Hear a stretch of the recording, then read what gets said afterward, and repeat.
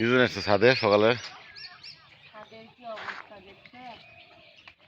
Hello guys, চলে আসলাম ছাদে। দেখেন আজকে আমার ছাদের কি অবস্থা।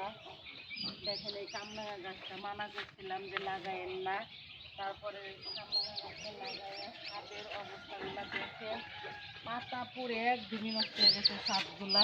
মানা করছিলাম কিন্তু শুনে নাই আমার কথা। কি পরিমাণ পুর হয়ে পাতা পড়ছে।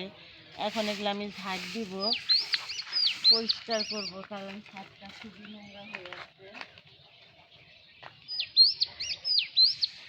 আবার দেখো জাম্বুরা গাছটা দেখছো, এই যে খাইলে ছাদে চলে আসতেছে।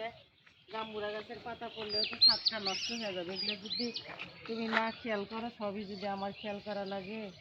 দেখো পুরা গাছটাই ছাদের উপর চলে আসছে, কামরাঙা গাছের মতো। কামরাঙা গাছ যেভাবে ছাদের উপর চলে আসছে, ওরকম জাম্বুরা গাছটা আমার ছাদের উপর চলে আসতে আস্তে আস্তে।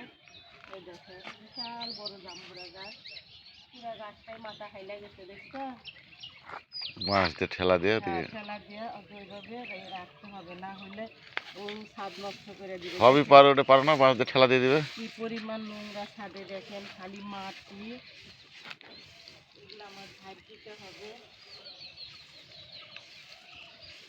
দেখছেন পুরা ছাদটা ঝাড় না দিলে আবার ধানের কাজ চলে আইতেছে, ধানের কাজও তো করতে হবে। দেখো এখানে কতগুলা ইট রাখছে, ইটগুলা দেখো, এই যে ইটগুলা গোছায় রাখতে হবে।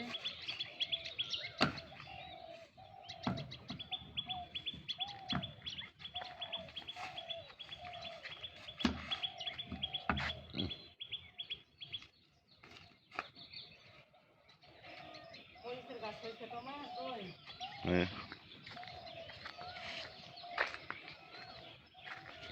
দেখেন এই যে এখানে আপনার ভাইয়া মরিচের গাছ লাগাইছে। মরিচের গাছ মনে হয় হবে কুশি দিয়ে। এই যে দেখেন পাতা, নতুন পাতা বের করছে, পানি দেই।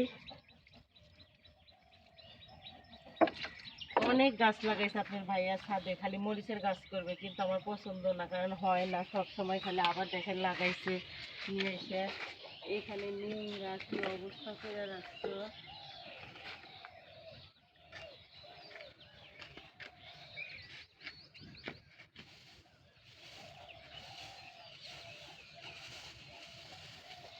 এক জায়গায় সাইড দিয়েই করতে হবে।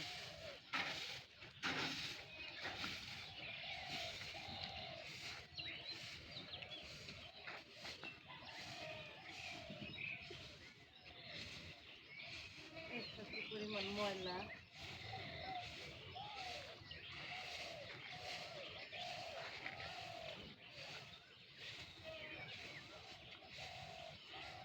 বাবা পারি না যাইতে, মা যাই হয়ে যায়। এই ডালগুলা ঘুরো তো, যেগুলো পুরো সব ডাল ঘিরে দাও, তাহলে আর ময়লা পড়বে না। এটা সাথে সাথে ঠিক আছে, দেখছো?